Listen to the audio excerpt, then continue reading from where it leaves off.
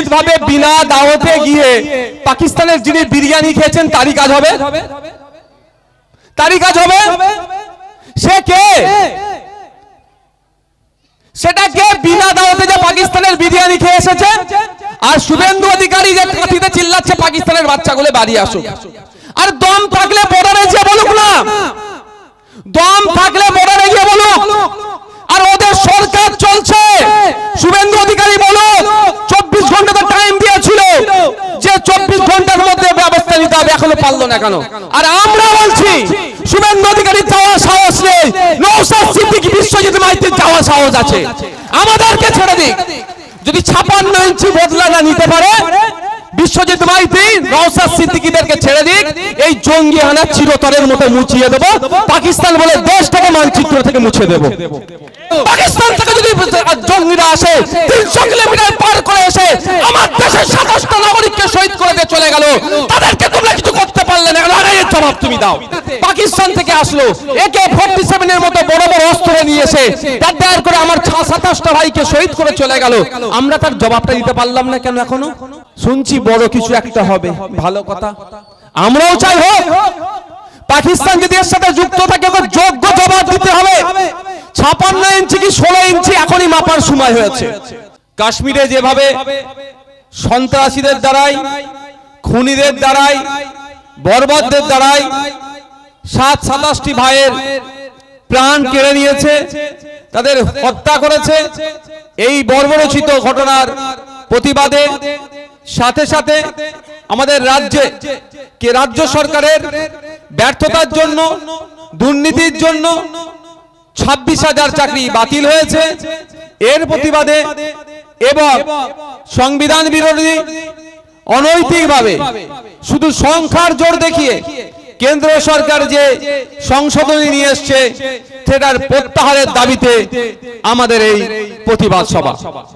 আমি ধন্যবাদ জানাবো মিডিয়ার বন্ধুদের যারা উপস্থিত হয়ে আমাদের কার্যক্রম, আমাদের এই প্রতিবাদ সভাকে বিভিন্ন সমাজের মানুষের কাছে, বিভিন্ন স্তরের মানুষের কাছে পৌঁছে দিতে সক্ষম হচ্ছে।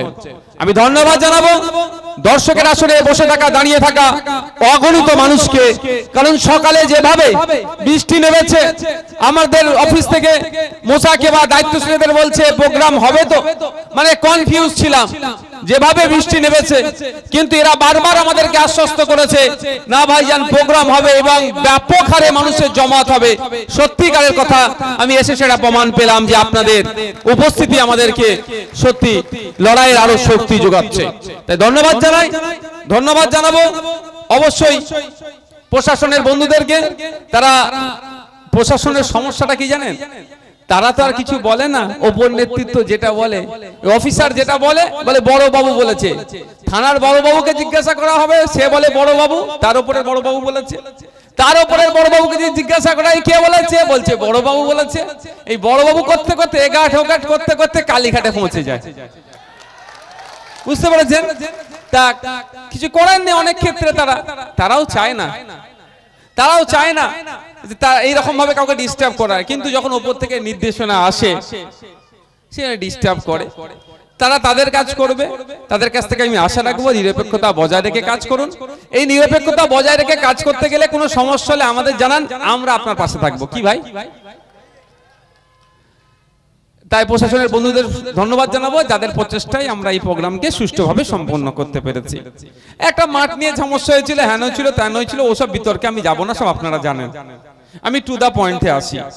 প্রথম কথা হচ্ছে কাশ্মীরে যে হামলা হয়েছে, যারা হামলা করেছে তারা কি একটা ছাড় পাবে? পাওয়া উচিত কি? তারা সর্বোচ্চ শাস্তি পাক, 6 মাসের মধ্যে বিচার করে তাদেরকে ফাঁসি দেওয়া। কারা কারা সহমত হাত তুলুন তো। একটাও না ছাড় পাই তো নাকি?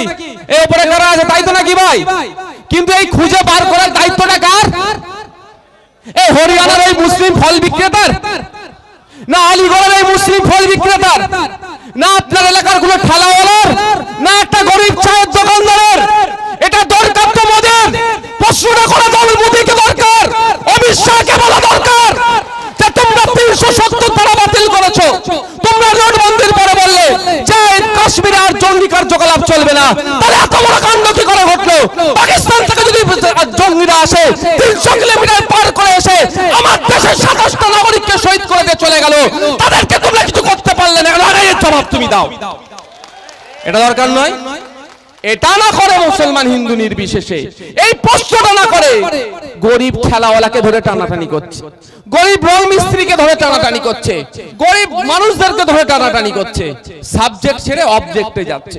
প্রশ্ন করা দরকার মোদিজিকে, প্রশ্ন করা দরকার ভারত সরকারকে, যেখানে প্রায় 12 লক্ষ সেনা আছে। পৃথিবীর কোন কান্ট্রিতে এই অল্প জায়গার মধ্যে এত কোন সেনা নাই যেটা কাশ্মীরে আছে। প্রতি 5 মিটার 10 মিটার ছাড়া ছাড়া সেখানে সেনা থাকে। সেই জায়গাতে পাকিস্তান থেকে আসলো AK-47 এর মতো বড় বড় অস্ত্র নিয়ে এসে দাঁড় করে আমার 27টা ভাইকে শহীদ করে চলে গেল। আমরা তার জবাবটা দিতে পারলাম না কেন? এখনো কেন দিতে পারলাম না? যদি পাকিস্তানে পৌঁছে যায়, পাকিস্তান থেকে ঢুকে গিয়ে জঙ্গিগুলোকে বার করে তাদেরকে তুলে নিয়ে এসে 6 মাসের মধ্যে তাদের বিচার করে ফাঁসির ব্যবস্থা করতে পারে না। কিন্তু এখনো পর্যন্ত শুধু বলছে বিশাল বড় কিছু একটা ঘটবে। আমিও ভাবছিলাম ঘটবে, ভালো জিনিস। আমার ভাইকে খুন করেছে জঙ্গিরা, ওই বর্বরদের না ছাড় হয়। আমার বোনকে বিধবা করেছে, আমার ভাইজিকে বাপ-হারা করেছে, আমার ভাগ্নিকে বাপ-হারা করেছে, আমার ভাইবোকে বাপ-হারা করেছে, আমার ভাইকে পিতা-হারা করেছে। ওই বর্বরদের একটাও না ছাড় পায়। শুনছি বড় কিছু একটা হবে, ভালো কথা, আমরাও চাই হোক। পাকিস্তান যদি এর সাথে যুক্ত থাকে তো যোগ্য জবাব দিতে হবে। 56 ইঞ্চি কি 16 ইঞ্চি এখনই মাপার সময় হয়েছে। ভালো কথা হবে। হতে হতে কি দেখলাম, ওদের 14টা ইউটিউব চ্যানেল বন্ধ করে দিয়েছে। বিশাল বড় স্ট্রাইক হয়েছে পাকিস্তানে। ইউটিউব চ্যানেল আমাদের দেশে চলবে না, বাগদা নদী এমনি আমরা দেখি না। পরে পেপারে দেখছিলাম কার কার নাম, আমি জীবনে ওই চ্যানেলগুলো সার্চ করিনি। আমি অনেক ইউটিউব দেখি, জ্ঞান হয় অনেক। তো কি হলো, বলছে পানি বন্ধ করে দিয়েছে। ভালো কথা, শুনতে খুব সুন্দর। আমি ভুলে যাচ্ছি না, আমার কাছে রেকর্ড আছে, চাইলে দেখাতে পারবো। পুলওয়ামার অ্যাটাক 2019 সালে হয়েছিল, খেয়াল আছে? সেই সময় বলেছিল যে আমাদের পাকিস্তান থেকে জঙ্গি এসে আমাদের সেনাদেরকে শহীদ করেছিল, 40টা সেনা শহীদ করেছিল, ছাড় হবে না, আমরা আর পাকিস্তানকে পানি দেব না, পাকিস্তানের চাষবাস কিছু হবে না, বেটাটা না খেতে পেয়ে মরে যাবে। আমিও বলছিলাম ঠিক আছে, ছাড়া হবে না। যে দেশের মানুষ এসে আমাদের দেশে বিশৃঙ্খলা করবে, আমরা শান্তিপূর্ণভাবে আছি, আমাদের মধ্যে অশান্তি লাগাবে, তাদেরকে আমরা পানি দেব না। ভালো কথা। কিন্তু তার 6 বছর পরে কি দেখলাম, আবার বলছে পানি দেব না। তাহলে মধ্যখানে পানিটা কে দিল? 2019 সালে বলেছিলেন পানি বন্ধ করে দেব, দেওয়া হয়েছে। আবার এখনো বলছেন পানি বন্ধ করে দেওয়া হবে। তাহলে মধ্যখানে পানিটা চালালো কে? কেমন চালালো জানেন? আপনাদের এখানে একটা মাল আছে, নামটা ভুলে যাচ্ছি গো, দেখো ওটা প্রসঙ্গটা পরে আসছি, ওই নামটা মনে পড়লে আমি বলছি। তো ভুলে যাচ্ছি গো নামটা, কদিন আগে দেখছিলাম, আচ্ছা আসলে বলছি। তাহলে 2019 সালে বললো কি পানি বন্ধ করে দেবো, আবার 2025 বলছে পানি বন্ধ করে দেবো। তাহলে মধ্যখানে চালিয়েছে কে? নিশ্চিত ভাবে বিনা দাওয়াতে গিয়ে পাকিস্তানের যিনি বিরিয়ানি খেয়েছেন তারই কাজ হবে, তারই কাজ হবে। সে কে?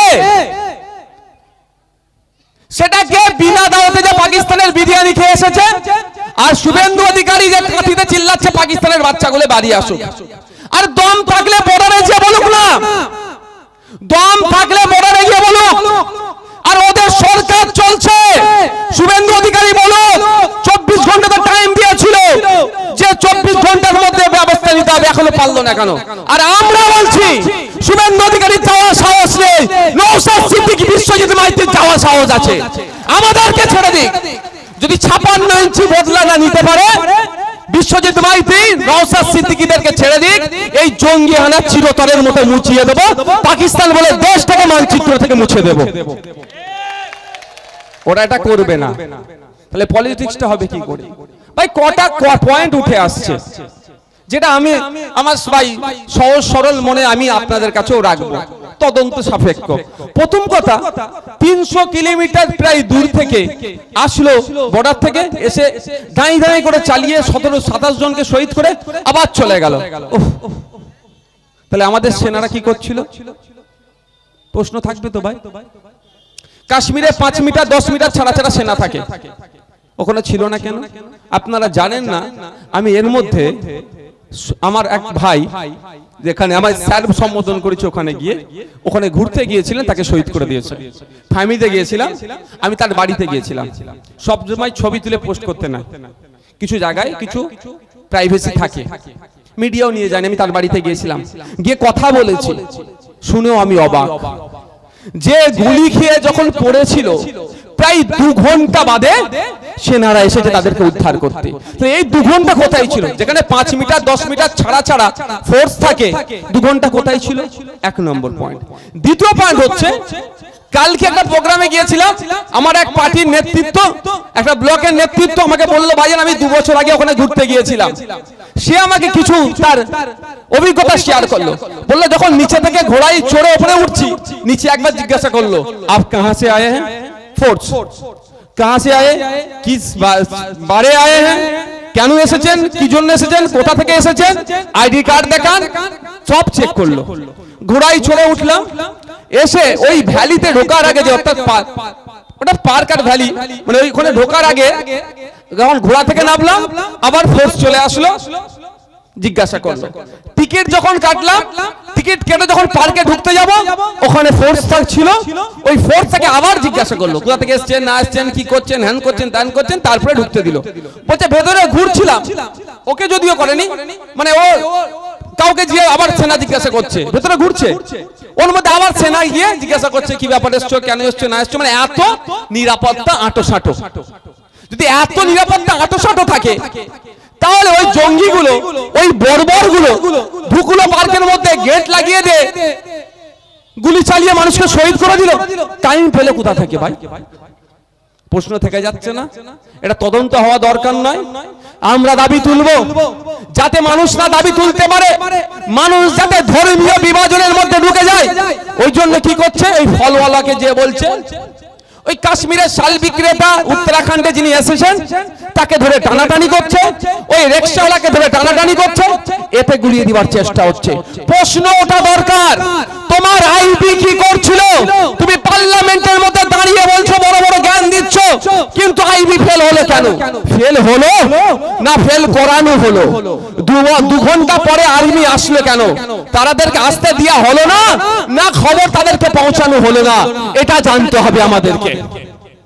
এটা তদন্ত সাপেক্ষ, কিন্তু তদন্ত করবে কে?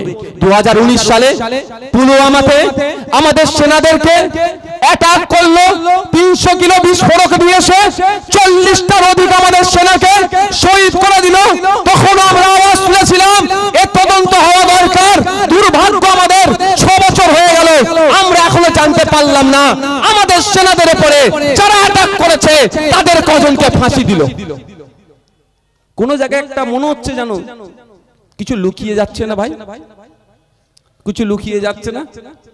তো এই লুকিয়ে যাওয়ার কারণটাই কি? এটাই তদন্ত সাপেক্ষ। তদন্ত করলে উঠে আসবে।